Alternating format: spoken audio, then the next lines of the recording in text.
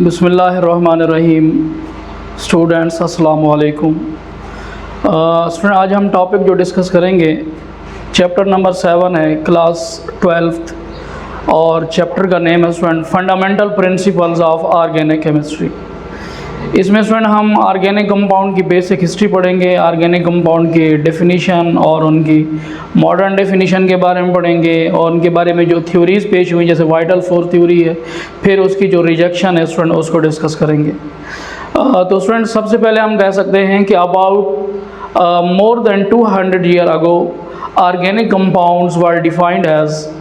Organic compound को student तकरीबन 200 साल पहले इस तरह डिफ़ाइन किया जाता था उनके सोर्स की बुनियाद पर, the compounds which obtain from living things. वो कंपाउंड जो स्टूडेंट लिविंग थिंग्स से ऑब्टेन होते हैं उन्हें ऑर्गेनिक कंपाउंड कहा जाता था। और ऑर्गेनिक लिविंग थिंग्स के अंदर स्टूडेंट हम देखते हैं या तो एनिमल्स होंगे या स्टूडेंट प्लांट्स होंगे।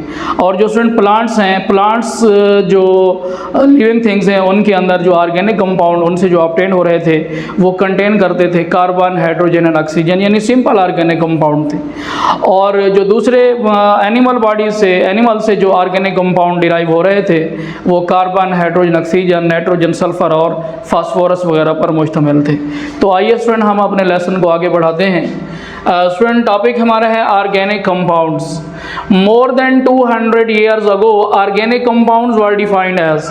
ऑर्गेनिक कंपाउंड को स्टूडेंट हम इस तरह डिफाइन करते हैं, the compounds obtained from living things. वो कंपाउंड्स स्टूडेंट जो लिविंग थिंग्स से ऑब्टेन होते हैं उन्हें नाम दिया जाता था ऑर्गेनिक कंपाउंड्स का। तो लिविंग थिंग्स के अंदर स्टूडेंट या तो हम प्लांट्स को देखते हैं या स्टूडेंट हम एनिमल्स को डिस्कस करेंगे। स्टूडेंट प्लांट्स से जो ऑर्गेनिक कंपाउंड हासिल होते थे which contain carbon, hydrogen, oxygen, जो कार्बन, हाइड्रोजन और ऑक्सीजन पर मुश्तमिल है। और स्टूडेंट जो एनिमल से ऑर्गेनिक कंपाउंड ऑब्टेन हो रहे थे वो carbon, hydrogen, oxygen, nitrogen, sulphur और फास्फोरस वगैरह पर मुश्तमिल होते थे। उसके पास student modern definition of organic compound. Organic compound को मॉडर्न डिफाइन कैसे कर सकते हैं? The covalent compounds of carbon and hydrogen, यानी hydrocarbons and their derivatives is known as organic compound. तो डेफिनेशन स्टूडेंट ये है, the covalent compounds of carbon and hydrogen, यानी हम जिन्हें स्टूडेंट कह सकते हैं hydrocarbons, and their derivatives are known as organic compound. Student जैसे हमारे पास CH4 मीथेन या हाइड्रोकार्बन है और CH2 double bond CH2 ethene hydrocarbon है, और ये स्टूडेंट बेंजीन हमारे पास हाइड्रोकार्बन है। हाइड्रोकार्बन को और स्टूडेंट जो साथ उनके जो डेरिवेटिव हैं जैसे मिथाइल अल्कोहल है, जैसे मिथाइल क्लोराइड है और स्टूडेंट फिनोल हैं, ये उनके डेरिवेटिव्स हैं। इन चूँकि स्टूडेंट में कोवलेंट बॉन्ड पाया जाता है और एक इन कोवलेंट कंपाउंड की स्टडी को हम ऑर्गेनिक केमिस्ट्री भी कह सकते हैं। ऑर्गेनिक केमिस्ट्री को स्टूडेंट अगर हम डिफाइन करें तो कह सकते हैं the study of hydrocarbon and their derivatives. Hydrocarbons और उनके डेरिवेटिव्स की जो स्टडी है उसे बेटा नाम देते हैं ऑर्गेनिक केमिस्ट्री का, यानी ऑर्गेनिक कंपाउंड को ऑर्गेनिक केमिस्ट्री में हम स्टडी करते हैं।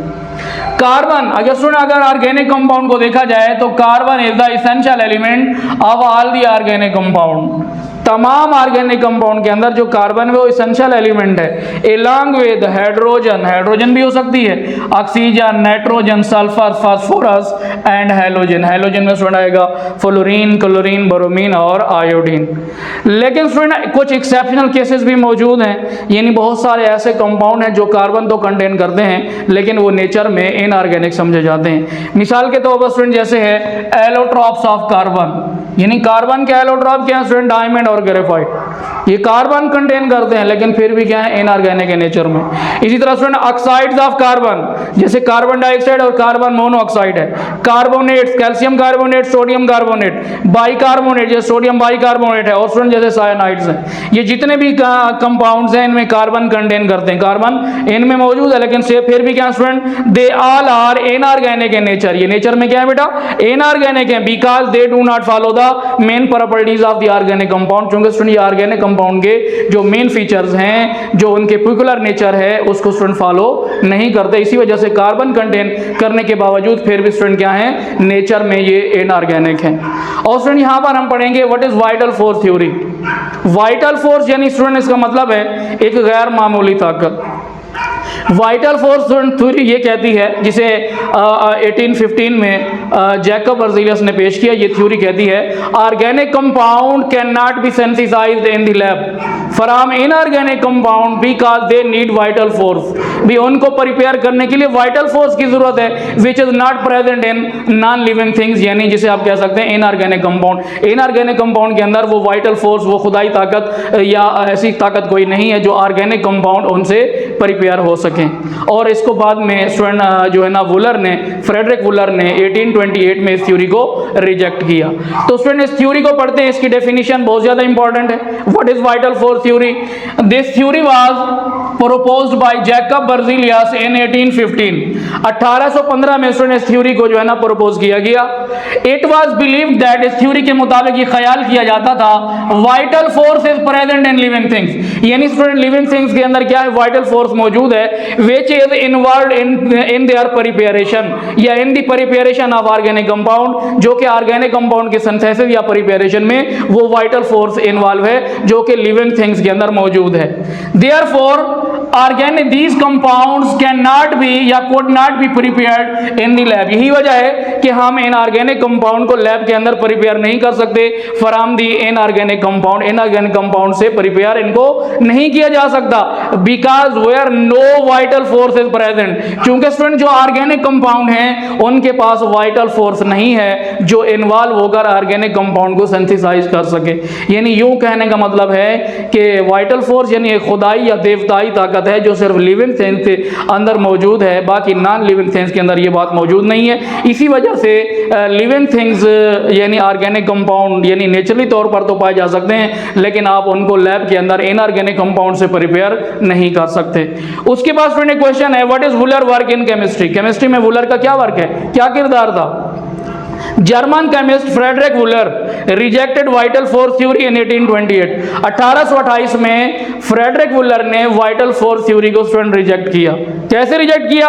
ही prepared an organic compound urea in the lab from the inorganic compound ammonium cyanate. Student उसने एक इनऑर्गेनिक कंपाउंड अमोनियम साइनेट से लैब के अंदर एक ऑर्गेनिक कंपाउंड यूरिया को प्रिपेयर कर डाला, यानी वाइटल फोर्स थ्योरी की क्या होगी स्टूडेंट, रिजेक्शन हो गई। और उसकी इक्वेशन ये है NH4CNO, इसको हीट अप किया और क्या बना स्टूडेंट, यूरिया बना Na2CO Na2। बाद में स्टूडेंट लेटर ऑन क्या हुआ, कोब ने 1845 में 1848 में एसिटिक एसिड को प्रिपेयर किया लैब के अंदर, और बर्थिलार्ड ने 1856 में मीथेन को जो है ना लैब के अंदर प्रिपेयर किया। लेकिन यानी स्टूडेंट ये इस थ्योरी की जो अहमियत थी शुरू में वो क्या होगी, खत्म हो गई, और आहिस्ता आहिस्ता बहुत सारे ऑर्गेनिक कंपाउंड लैब में प्रिपेयर होना शुरू हो गए और वाइटल फोर्स थ्योरी क्या होगी स्टूडेंट, रिजेक्ट हो गई। तो आज का लेसन, आज की बात स्टूडेंट यहाँ पे क्लोज करते हैं, मजीद आगे बढ़ेंगे। अल्लाह हाफिज़ स्टूडेंट्स।